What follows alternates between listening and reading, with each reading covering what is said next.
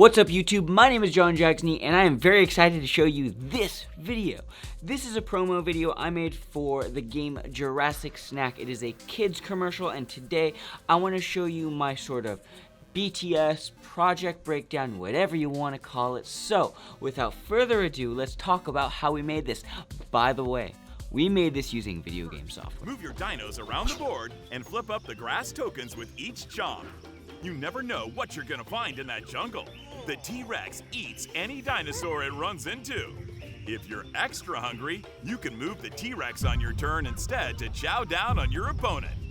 When the grass is gone, the player with the most points wins. Jurassic Snack by Playroom. Alright, welcome to this BTS breakdown of this Jurassic Snack kids commercial thing that we made. As I said, we made this using video game software. What does that mean? Well, we used something called the Unreal Engine to create this. And the reason why we did this, as opposed to a traditional 3D renderer like Cinema4d or something like that, is because with this we can do something called real-time rendering, as in it renders really fast.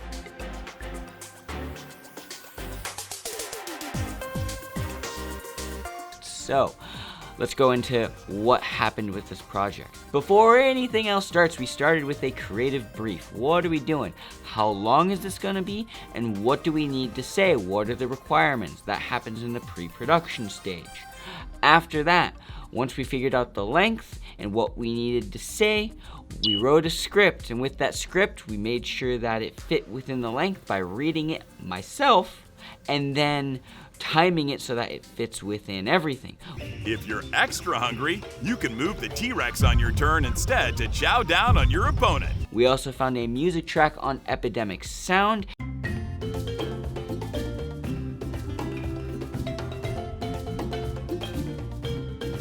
And then cut that down to our target length. We then take the script, send it to a voiceover actor, and then we wait for him to give us the voiceover back. We do any changes if we need to, and then we create something called a music plate. So that is the music with the voiceover cut together in a single .wav file, so then we can just do all the animation stuff timed perfectly to the music and the voiceover. So make a music plate first. Go in any way you like. Every game will be different. Shuffle the tokens and place them on the board. After that, we go into After Effects and create something called like a storyboard or an animatic, or just some general description of what you're doing with each scene and each shot. And this should exist in the script. So with each line that is being said in the video, let's just describe very briefly what's happening. Piece move over here. Dinosaur chomping on this dinosaur, etc, etc. Then with the storyboard or animatic, you could either go into 3D and create some still image frames just to get an idea, or you can hire an Illustrator and do that. While all that was happening, I also had some additional team members helping me. So let's talk about those people. First, we had Austin Haynes. He helped me take the logo, break it down into something that was usable for motion design, as in he broke apart the letters, broke apart the little slimy green leafy background, and helped me create something that I could move and animate easily. I had another illustrator help me, Madison Johnson Art on Instagram. She helped me create something called a clean plate, and what that is basically taking all my elements in the background and creating clean separate layers so I can do some cool 2.5D animation, moving the dinosaurs around, getting some cool flowers and plants to do something with the logo, stuff like that. Lastly, I had Bree Eklund on the team for this project, and her role in this was modeling and texturing. So, generally speaking, for a board game project, or most projects in general, most products, those files are built for print, so they don't ever think about having to do a 3D model of like a game piece or something like that, unless they know they're going to be doing something digitally with it. So we had to recreate those ourselves. According to Bree, all these models were modeled and textured in Maya, I believe, Maya or Cinema4d, and Substance Painter.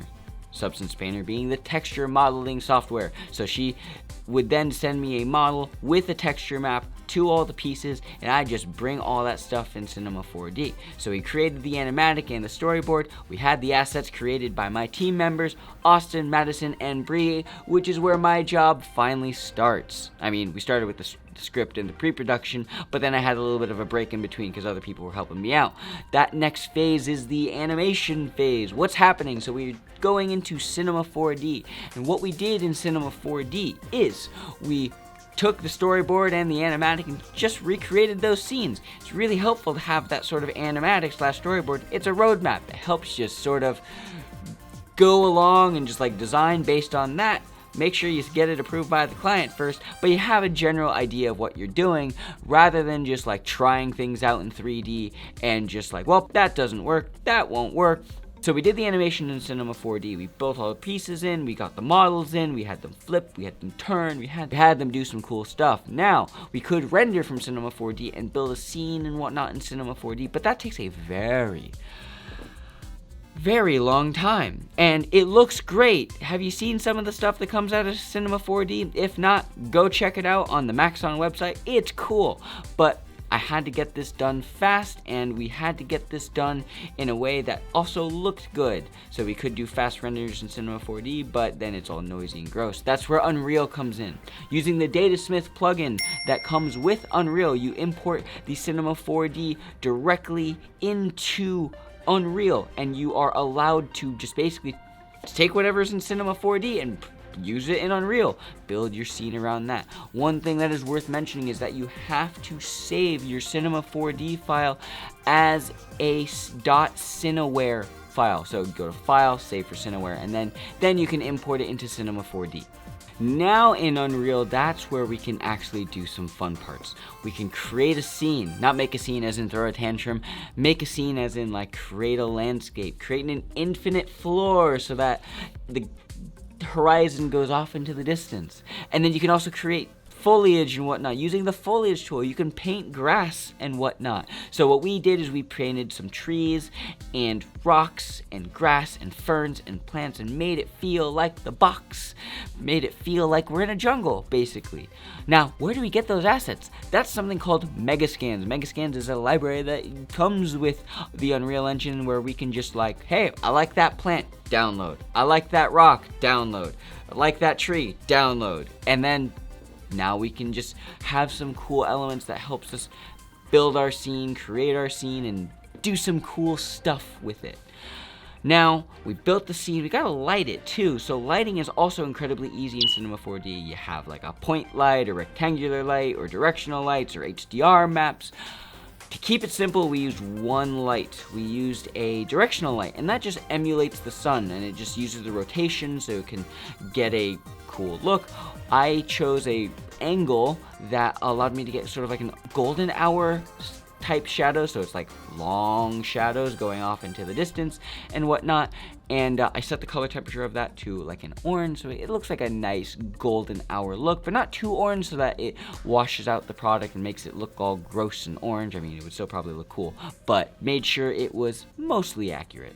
After building the scene, lighting and whatnot, and I'm good with it in Unreal, I will render it out in Unreal. It takes a couple minutes as opposed to a couple hours or a couple days, and I export that as a .exr sequence, and that EXR sequence retains the most color information, basically. So with that, I can take that EXR sequence, bring it into After Effects, and then I can do my cutting there. You could do it in Adobe Premiere, but I kind of like doing some fancy transitions and whatnot, and it's just easier to do in After Effects. So we built the transitions and the cuts in After Effects, cut it to the music plate that we made earlier, and then you render it out. As far as the logo animation, it was pretty simple. We did some 2.5D stuff with all the assets that Madison created and the logo that my friend Austin created.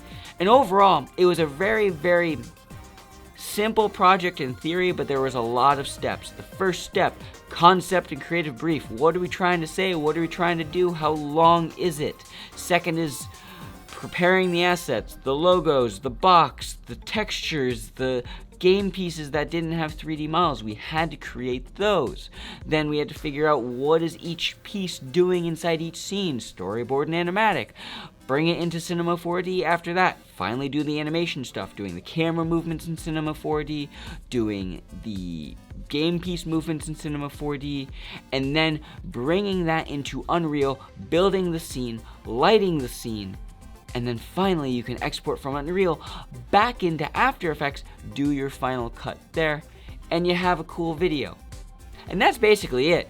I know there's a lot there. I hope this BTS explanation breakdown of this project was helpful or useful to you. What I really want you to take away from it is the workflow and step-by-step process in which this had to happen to make it happen, basically. So, that's it.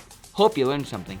Big shout out to a Mr. Jonathan Winbush on the YouTubes. He creates awesome motion graphics.